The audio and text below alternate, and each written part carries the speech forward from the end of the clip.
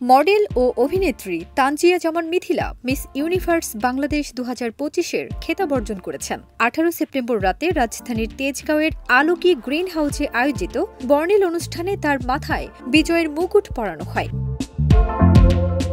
পরিকল্পনা অনুযায়ী আগামী নভেম্বর মাসে থাইল্যান্ডে অনুষ্ঠিতব্য ৭৪তম মিস ইউনিভার্স আন্তর্জাতিক প্রতিযোগিতায় বাংলাদেশের হয়ে প্রতিনিধিত্ব করবেন মিথিলা। অনুষ্ঠানে ফ্লোরা টেলিকম লিমিটেডের ব্যবস্থাপনা পরিচালক ও মিস ইউনিভার্স বাংলাদেশের জাতীয় পরিচালক মোস্তফা রফিকুল ইসলাম ডিউক বলেন, মিস ইউনিভার্স কেবল সৌন্দর্যের প্রতিযোগিতা নয়, এখানে বুদ্ধিমত্তা, আত্মবিশ্বাস ও লক্ষ্যবোধের সমন্বয় ঘটে। বাংলাদেশকে এই মর্যাদাপূর্ণ আসরে তুলে ধরতে পেরে আমরা গর্বিত।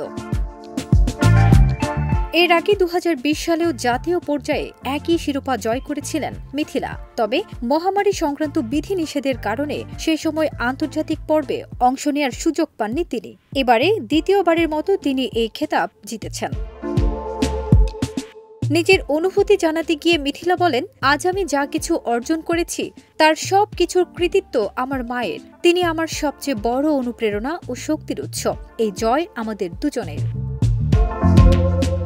আন্তর্জাতিক আসরে অংশগ্রহণের প্রস্তুতি নিয়ে তিনি আরও বলেন, আমি গর্বের সঙ্গে বাংলাদেশের প্রতিনিধিত্ব করতে চাই। সাহস, মর্যাদা ও সম্মানের সঙ্গে দেশের নাম উজ্জ্বল করার চেষ্টা করব। সবার দোয়া চাই।